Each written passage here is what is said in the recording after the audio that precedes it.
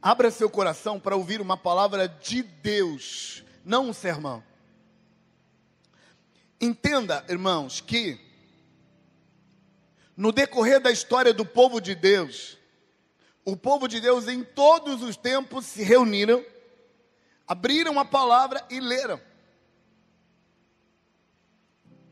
E sempre permeou o coração do povo de Deus um sentimento de que tem alguma coisa mística, poderosa, espiritual, ligado à leitura, à interpretação e à meditação da palavra.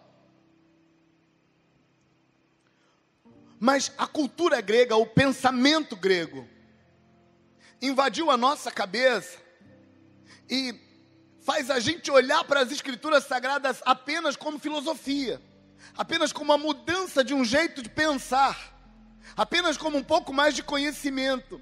E o nosso coração muitas vezes se enche de orgulho, porque a gente consegue saber mais Bíblia do que os outros. E por favor, não saiba menos Bíblia do que os outros. Pelo amor de Deus, saiba muita Bíblia. O problema não está em saber muita Bíblia. O problema é duplo. Número 1, orgulhar. Porque esse orgulho é grego. Não é judaico. Não é cristão. Esse orgulho por saber mais que o outro não é bíblico, não é de Deus. O segundo problema é olhar para a Bíblia apenas como conhecimento, apenas como filosofia. A Bíblia é mais do que isso. A Bíblia tem energia divina, tem unção divina. Quando você se expõe ao conhecimento da palavra, quando você escuta a palavra de Deus, ela produz vida, ela te aviva, ela te levanta, ela te acorda, ela te abençoa. Mas não quando você se expõe a ela como se ela fosse filosofia. Não quando você se expõe à palavra de Deus como se ela fosse apenas conhecimento humano.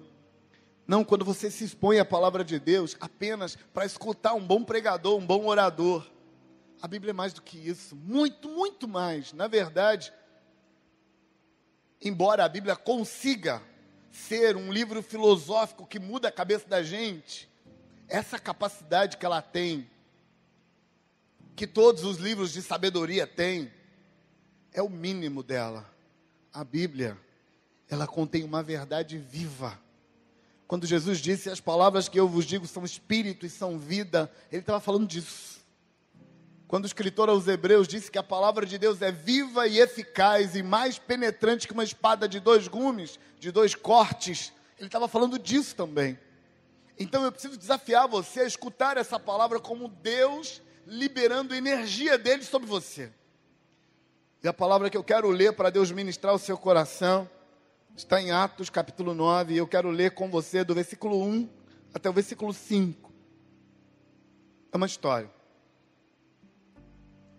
O texto diz, enquanto isso, Saulo ainda respirava ameaças de morte contra os discípulos do Senhor. Dirigindo-se ao sumo sacerdote, pediu-lhe cartas para as sinagogas de Damasco, de maneira que, caso encontrasse ali homens ou mulheres que pertencessem ao caminho, pudesse levá-los presos para Jerusalém. Em sua viagem, diz o versículo 3, quando se aproximava de Damasco, de repente, brilhou ao seu redor uma luz vinda do céu. E ele caiu por terra, e ouviu uma voz que dizia, Saulo, Saulo, por que você me persegue?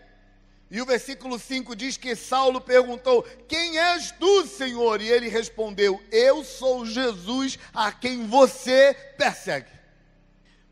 Eu quero ajudar você a ver nesse texto, nessa história, 2 conjuntos de personagens e os 2 conjuntos de personagens estão servindo a Deus e interpretando Deus do seu jeito. E na medida em que cada um interpreta Deus do seu jeito, ele também interpreta o outro baseado nessa interpretação de Deus que ele tem. Mas a novidade é que no capítulo 8 começa um período de perseguição. E a perseguição que começa no capítulo 8 invade toda Jerusalém de forma que praticamente todos os crentes, todas as pessoas convertidas a Jesus de Jerusalém, fogem de Jerusalém no capítulo 8. Mas a perseguição que começa no capítulo 8 e faz todos os crentes fugirem, é uma perseguição que, na verdade, começou no capítulo 7 com Saulo. Saulo foi presenciar uma discussão entre Estevão e alguns judeus helenistas inteligentes que entendiam da lei bem. Na discussão entre eles, Saulo resolveu dar o veredito e matar o desgraçado do Estevão, pelo menos era assim que Saulo interpretava. Com a morte de Estevão, sob a tutela de Saulo, começa uma grande perseguição, porque quando Estevão morre, acontece um fenômeno psicológico em Saulo e nos judeus. Toda vez que a gente faz uma besteira, a gente tem duas escolhas. Toda vez. Se você fez uma besteira, você tem duas escolhas. Ou quebranta logo e conserta essa porcaria dessa besteira que você fez. Admite que está errado. Vai diante de quem pode perdoar. Confessa. Aceita apanhar se for para apanhar. Paga o preço que tem que pagar. Resolve isso. Essa é a sua primeira escolha. E eu acho que você devia pegar sempre essa. Mas tem uma segunda escolha. Quando a gente faz uma besteira, se a gente não conserta, a segunda escolha é sempre explicar e dizer que ela está certa. Sabe qual é o problema da segunda escolha? É que toda vez que você resolve que você não vai consertar, mas vai explicar, está errado? Não está errado. Veja bem, não é bem assim. Se você explica, você abriu o caminho para errar mais. Está entendendo? Se não consertou, vai fazer muito mais. Sabe o que acontece com Saulo? A morte de Estevão foi quase um acidente. Não foi acidente, mas foi quase. Por quê? A discussão entre Estevão e os judeus helenistas apertou, a coisa ficou complicada. Houve muita raiva de um lado e muita aquiescência do outro lado. E num dado momento, aqueles judeus que discutiam com Paulo, com Estevão, perderam o controle e partiram para a ignorância. Quando a ignorância começou, não precisou de muita coisa para a morte de Estevão acontecer. O texto que fala disso, diz que a participação de Paulo foi concordei. Mas sabe quando as crianças estão doidas para fazer besteira? E elas olham para o pai assim, eles já queriam fazer. E o pai faz assim.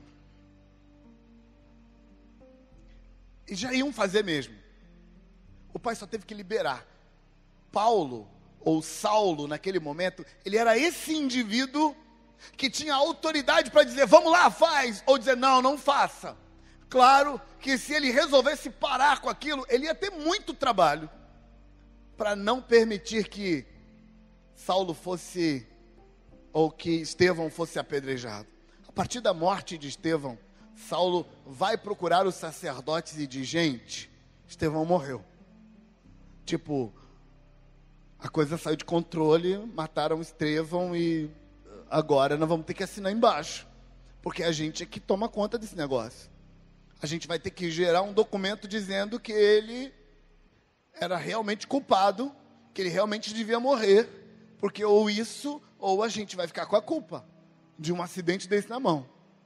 Mas que tal se a gente começar agora a perseguir esse povo, acabar com a raça deles, aproveitar que Estevão morreu e começar agora a botar terror, perseguir e mostrar para eles que a gente não é esse bando de Zé Mané que eles desrespeitam e ficam assim. Esse grupo que começa a perseguição no capítulo 7, entra no capítulo 8, agora quando chega no capítulo 9, eles estão levando a perseguição que estava em Jerusalém para fora de Jerusalém. Paulo, liderando essa campanha, pegou documentação de Jerusalém para ir a outras cidades e perseguir os crentes com a mesma perseguição que eles fizeram em Jerusalém. E Paulo está indo para Jerusalém. Esse é o primeiro grupo. O primeiro grupo tem certeza absoluta que eles estão matando crente, Mas é um bando de crentes sem vergonha. É um bando de crentes que não leva Deus a sério. É um bando de crentes que estão contaminando a palavra. Eles estão perseguindo, mas eles não estão perseguindo assim qualquer um. É gente que é perigosa, é gente que é venenosa. É uma erva daninha no meio do povo de Deus. Eles estão perseguindo essa gente. Mas tem um outro grupo. Um outro grupo que não estudou aos pés de Gamaliel como Paulo.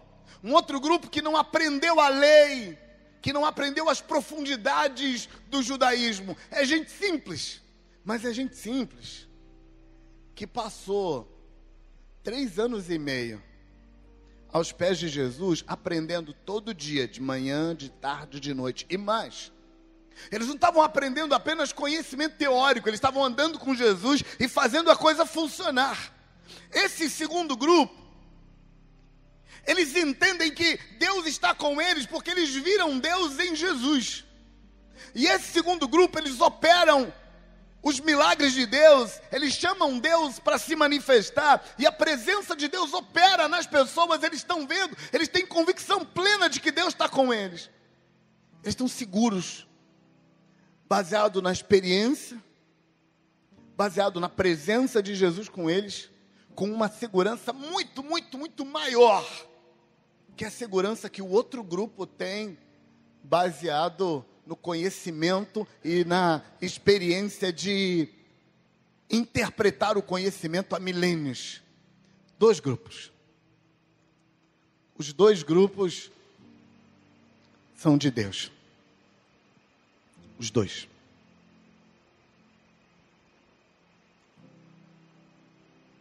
O grupo que persegue está chateado com Deus. Sabe por que eles estão chateados? Eles estão chateados com Deus porque eles pensam assim: por que Deus deixa essa erva daninha no meio do povo? Por que Deus permite que gente sem compromisso fica inventando seita no meio do povo? Essa gentinha fica produzindo um conhecimento sem base, sujando o nome de Deus, vivendo uma vida ruim, torta, e se chamando pelo nome de Deus. Por que Deus deixa? Alguns deles se enclausuraram e disseram: a gente tem que se enclausurar para não ver essa mistura no meio do povo. Mas esse povo que estava com Saulo, eles assumiram outra postura. E eles disseram: já que Deus não faz, faço eu. Arregaçaram a manga e foram defender Deus. Foram matar gente que eles entendiam que não era de Deus. Mas o outro grupo também estava magoado com Deus. O grupo que andou com Jesus 3 anos e meio. O grupo que serviu a Deus desde sempre. Que recebeu o milagre, que desfrutou de Deus. Eles olhavam para Deus e perguntavam assim: por que o Senhor deixa eles perseguirem a gente? Por que o Senhor permite que eles matem seu povo? Porque eles não são de Deus. Senhor, por que o Senhor não pega eles, dá um jeito, dá um pega neles, mostra para eles que o Senhor está do nosso lado e não está do lado deles? E esse segundo povo, eles têm uma reação de toda vítima que não tem força. Do lado de lá são vítimas, pelo menos eles se acham, mas eles têm poder, então eles resolveram ser a mão de Deus. Esse segundo grupo, eles só podem fazer uma coisa: fugir. E eles fogem de cidade em cidade, de bairro em bairro, de país em país. Alguns pegam um navio, outros vão a cavalo, outro vai a pé. Eles fogem, mas eles fogem com uma sensação no coração. O sentimento de: por que Deus deixa esse povo malvado fazer mal a gente? E então Jesus encontra Saulo na estrada de Damasco.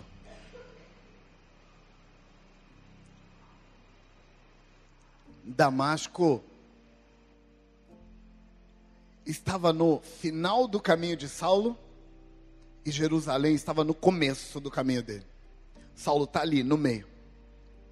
Tinha muitos crentes em Damasco, em Jerusalém não tinha mais, porque Saulo já tinha posto todo mundo para correr de lá.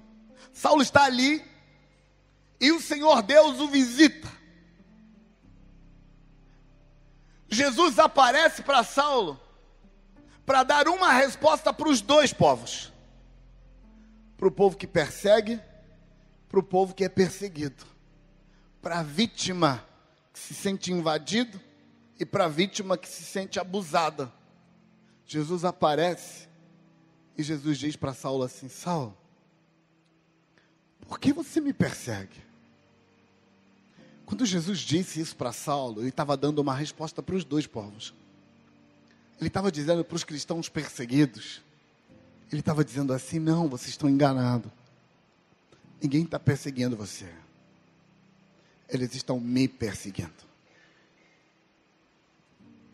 Para o povo que perseguia, eles estavam dizendo: você não está perseguindo ninguém. Você está me perseguindo.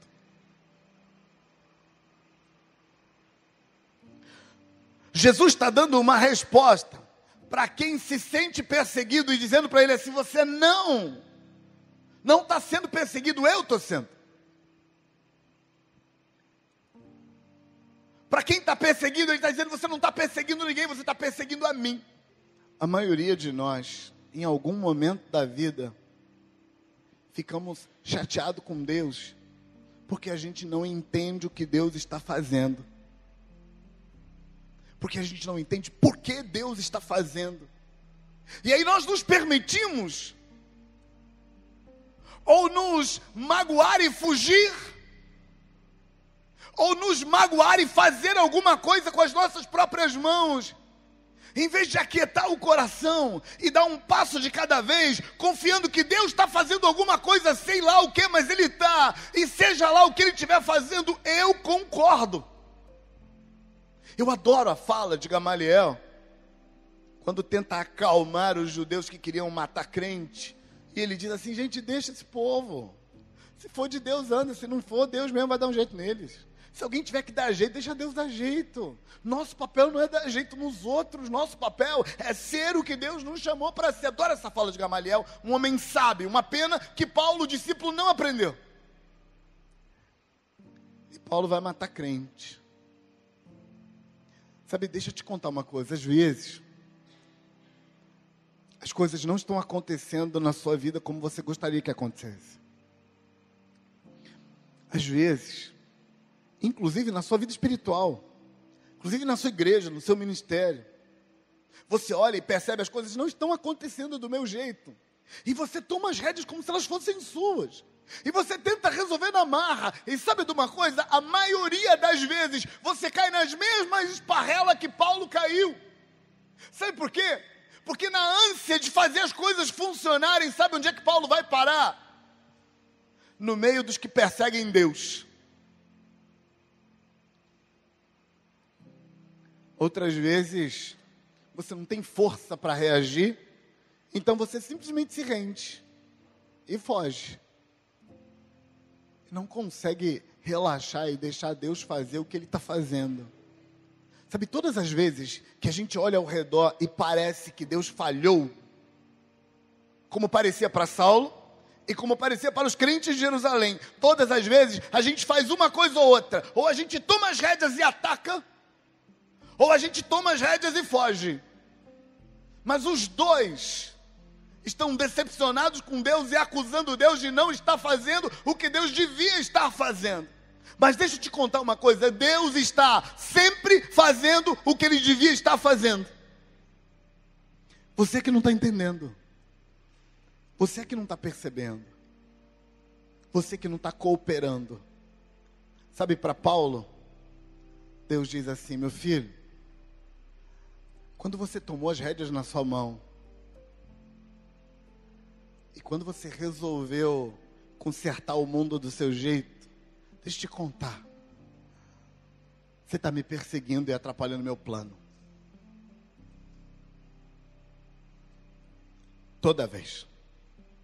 toda vez que, em vez de confiar em mim e me deixar trabalhar e acreditar que eu sei o que eu estou fazendo, você toma as rédeas, você não está cuidando da sua vida, você está atrapalhando o meu plano. Ele diz isso para Paulo, que resolveu que ele ia consertar o mundo. Já que Deus não conserta, conserto eu. Já se sentiu assim? Com a sensação de que parece que Deus faltou o trabalho hoje? Parece que ele tirou férias. Parece que ele não está fazendo o que ele devia fazer. E você olha ao redor e parece que está tudo se perdendo. Já teve essa sensação? Quem já teve essa sensação? A minha mão está levantada também. Não queria ter que contar, mas pronto, falei. Às vezes, parece que Deus sumiu do mapa. Mas deixa eu te contar. Ele nunca some do mapa. Ele está fazendo. Mas o grande problema aqui não é esse. O grande problema aqui é que quando Paulo não entende que Deus está fazendo, Paulo resolve fazer. E na hora em que ele resolve fazer, ele não está apenas tirando a vida dele da mão de Deus. Ele está virando inimigo. Ele está atrapalhando Deus. Sabe, tem um texto nos evangelhos, e para você não pensar que é só Paulo que faz essas coisas, um dos discípulos mais amados, pelo menos na opinião dele mesmo, era João. Ele fez a mesma coisa. João, discípulo de Jesus, andando com Jesus, um dia sai por aí pela rua, acho que ele foi na padaria comprar pão, sei lá. Passou em frente a uma casa, escutou aquele barulho característico, tipo assim, igreja pentecostal. E João olhou, entrou e viu que tinha um homem expulsando um demônio. Sai, demônio, em nome de Jesus. E não é que o demônio saiu? João entra e pergunta, você não é um dos 12? Não, não sou. Você conhece Jesus de onde? Não, eu frequento os cultos que Jesus dá na praça. Quando ele reúne lá perto do Mar da Galileia, eu estou lá sempre no meio. Então, naquele dia que ele multiplicou pães, eu estava lá. Eu era um dos 5.000 homens presentes. Porque você não me viu que eu estava no meio dos outros. Mas Jesus não te chamou? Não, não chamou. Jesus não te delegou? Não, não delegou, mas assim, indiretamente ele delegou. Porque ele disse que eu sou do povo dele. Então, não, você não pode expulsar demônio, está proibido. A partir de hoje, está cassado o seu direito de expulsar demônio. Não pode curar enfermos mais, porque você não é um dos 12. Pedro foi na padaria, o João foi na padaria, comprou o pãozinho dele, voltou todo orgulhoso. E chegou, entrou na casa, colocou o pãozinho na mesa e falou, mestre, hoje eu cacei um indivíduo, cara de pau, que estava por aí expulsando demônio no teu nome, achando que é assim. E Jesus falou, por que você proibiu ele? Ele disse, porque ele não é um dos 12, não é um dos 70, não faz parte do nosso sistema. Eu proibi. Jesus falou, volte lá e libere ele para continuar fazendo. Não pode proibir. Mas, mestre, ele não é um dos nossos. E daí? O que tem no coração de João, que está do lado de cá, é a mesma coisa que tem no coração de Paulo, que aparentemente está do lado de lá. O que Paulo está fazendo é simplesmente entendendo, se Deus não faz, faço eu. Sabe o que Jesus está contando para Paulo? Ele está contando assim, Paulo, toda vez que você deixa essa atitude invadir seu coração, você não apenas se desvia, se vira meu inimigo. Não, Jesus, eu não estou te perseguindo, não, Jesus. Eu estou perseguindo esse povo que não é de verdade, que não é sincero. Não, Paulo, você está me perseguindo. Para Paulo, o sentido disso é quando você assume as rédeas da sua própria vida, quando você assume as rédeas do seu próprio ministério, quando você assume as rédeas da sua própria vida financeira, quando você assume as rédeas da sua própria família, quando você diz que se Deus não faz, faço eu, você virou inimigo. Você está atrapalhando. Mas para o povo do lado de cá, Jesus está dizendo outra coisa. Jesus está dizendo assim, não, meus filhos, vocês não estão sendo perseguidos, não. eu estou sendo perseguido. Mas, Senhor, é a minha casa que eles invadiram. Senhor, foi o meu dinheiro que eles confiscaram. Senhor, sou eu que estou sendo apertado. Não, você só está sendo perseguido, porque quando perguntaram se você é dos meus, você disse que é. Então você não está sendo perseguido. Quem está sendo perseguido sou eu. Tem uma receita fácil, mole. Quer parar de ser perseguido? Diz para eles que você não é dos meus. Não, aí eu não quero. Não quero. O que eu quero, Senhor, é ser dos seus e não ser perseguido. Aí não dá. Desculpa, não dá certo. Se for dos meus, será perseguido porque eu estou sendo perseguido. Sabe qual é a conta que Jesus está fazendo? A conta que Jesus está fazendo é a seguinte: luz incomoda as trevas e é perseguido pelas trevas eternamente. Vai ser luz, vai incomodar as trevas. Por quê? Porque as trevas se incomodam com a luz. Mas eu não fiz nada, Senhor, não importa, você é luz. Vai ser perseguido. Quando você me escolhe, quando você escolhe a luz, você entrou na perseguição. Quer sair da perseguição? Me abandone. Jesus está explicando para esses crentes que se sentem perseguidos por Paulo e pelo outro grupo e por qualquer outra coisa que os persigam, que o que Deus está fazendo, Ele vai fazer com você ou sem você. Mas se você entrar para andar com Ele, vai fazer o que Ele está fazendo. Sabe, para esse povo aqui, algumas vezes, quando eles se lembram que Jesus morreu na cruz, lacrimejam, choram e dizem que bom que Jesus morreu no meu lugar. Para eles, a morte de Jesus é perfeitamente aceitável.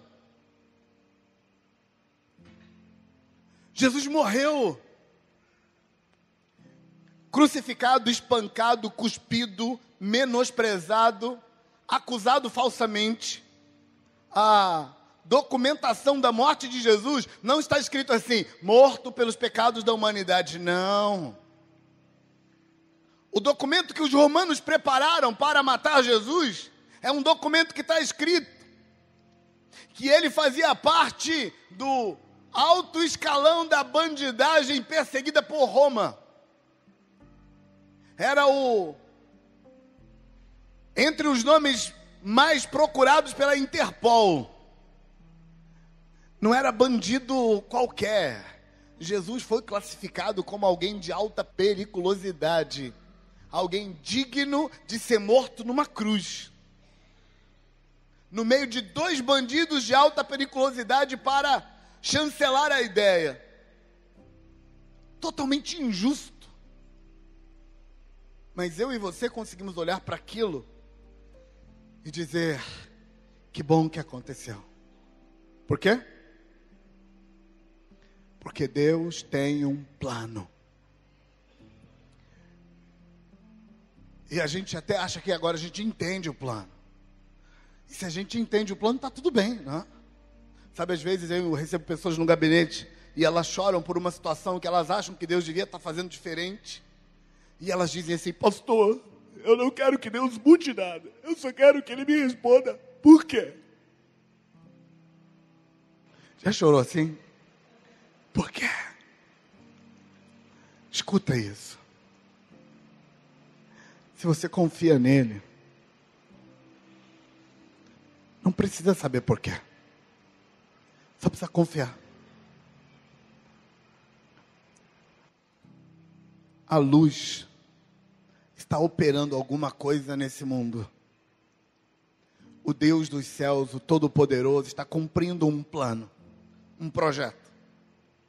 E se você for andar com Ele, vai entrar no plano. Às vezes, escuta isso, Às vezes faz parte do plano ganhar mais dinheiro, ter um pouco mais de poder, ter um pouco mais de influência. Às vezes faz parte do plano o que você queria, mas foi puro acaso que isso fez parte do plano.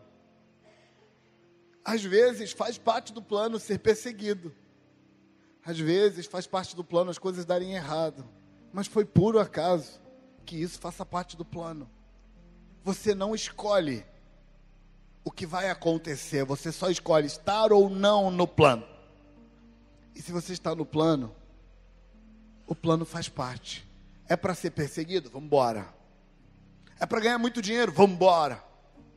É para administrar poderes políticos? Vamos embora. É para ser ferramenta aqui? Vamos embora. É para ser ferramenta ali? Vamos embora. É para ser lá? Vamos embora. Não importa, eu sou dele, ele é meu. A gente está ligado de um jeito que não tem mais como separar. Jesus está dizendo para esse grupo que está sendo perseguido por Paulo, ele está dizendo assim: meu filho, eles não estão te perseguindo não, eles estão perseguindo a mim. E você só está sendo perseguido porque está comigo. Não quer ser perseguido? Me larga. Não, Senhor, para onde iremos? É só o Senhor que tem as palavras de vida eterna, eu não quero te largar. Então pare de reclamar da perseguição. Aceite, esse é o caminho. Pastor, você está dizendo que toda vez que eu andar com Deus serei perseguido? Não, nem todas as vezes. Mas o que eu estou te dizendo é que quando for perseguido, não tenta tomar as rédeas. Não tenta resolver. Confia em Deus. Quando as coisas derem errado, com a mesma força que você confia quando elas dão certo. Nossa vida na terra é só passageira. Daqui a pouco a gente vai sair desse mundo. Daqui a pouco nós seremos visitados pela morte ou pelo arrebatamento da igreja, mas de qualquer forma a nossa estadia nessa dimensão está acabando. E está acabando rapidinho, não vai demorar muito. Daqui a pouco ela acaba. Então, o que conta ponto não é o que eu consegui fazer funcionar nessa vida. O que conta ponto é se eu sou da luz ou se eu não sou da luz. Mas a parte triste dessa história de dois povos é que os dois são de Deus. Os crentes perseguidos, nessa história do capítulo 9, eles são o povo de Deus. E os perseguidores são de Deus também. E eu sei que você deve estar pensando assim, mas esse povo que persegue não pode ser de Deus. João era. E estava perseguindo o outro só porque estava expulsando demônio. É sim, é de Deus. Sabe, Jesus viveu numa religião que tinha fariseus, saduceus, zelotes, herodianos, e todos eles servindo ao mesmo Deus. No meio dos discípulos de Jesus, tinha todas essas confissões. Pastor, você está dizendo que é para eu aceitar todas as confissões? Não. Não. O que eu estou te dizendo é para você parar de controlar o mundo e deixar Deus ser Deus. O que eu estou te dizendo é para você decidir que você é de Deus, haja o que houver. Não importa para que lado as coisas andem, você é de Deus. Não permita que o diabo te diga que você tem alguma coisa a perder. Se chover, eu sou de Deus. Se fazer sol, eu sou de Deus. Se der certo, eu sou de Deus. Se não der, eu sou de Deus. Para que lado as coisas forem, eu sou dele. Porque se você não assumir que você é de Deus, haja o que houver, duas coisas vão acontecer. Quando você não tiver poder, você será fugitivo e ferido com Deus, porque você não tem poder para resolver. Quando você tiver poder para resolver, você vai ser o opressor do seu irmão e mais, vai ser inimigo de Deus. Porque toda pessoa que não anda com Deus, quando ela tem poder, ela vira inimigo. Porque ela usa o poder para tentar fazer o mundo andar do jeito dela. E o jeito dela nunca é o jeito de Deus. Sabe por que Paulo está perseguindo crente? Porque ele quer mudar o mundo que ele acha que Deus não mudou, então é ele que tem que mudar. Meu irmão, deixa Deus ser Deus. Relaxa. Vive um dia de cada vez. Não se arrisque de ser o inimigo de Deus. Não se arrisque de usar suas ferramentas para fazer o mundo funcionar. Deixa Deus fazer. Fique em paz. Parece que está dando tudo errado, eu sei. Eu sinto isso às vezes também. Às vezes eu fico com a sensação de que gente que tem mais poder do que eu está fazendo as coisas funcionarem de um jeito que eu acho que está errado. Gente que tem a autoridade que eu não tenho, que tem o dinheiro que eu não tenho, que tem uma força que eu não tenho, está fazendo as coisas funcionarem de um jeito que eu não entendo. Mas e daí? Deus está na minha vida e Ele está controlando o meu destino. E logo, logo, muito rápido, eu vou perceber Deus em ação. Porque eu sei que o meu Redentor vive. E muito logo Ele se levantará e Ele fará. Não fez ainda, porque Ele tem um plano que eu desconheço, que eu não entendo. Ele tem um projeto que eu não sei como é que funciona, mas ainda assim eu confio nele. Ele é meu Deus, Ele vai fazer. E quando Ele terminar, eu vou gostar. Pastor, mas eu não gostei, porque não terminou ainda. Deus não terminou ainda. Quando você não deixa Deus ser Deus, é perigoso dar poder para você. Porque você vai usar o poder para ser inimigo de Deus. Quando você não deixa Deus ser Deus, é perigoso tirar o poder de você. Porque você vira uma vítima fugitiva e murmuradora. Você precisa sair dos dois lugares. Você precisa deixar Deus ser Deus. Deixa Deus controlar as coisas. Deixa Deus fazer.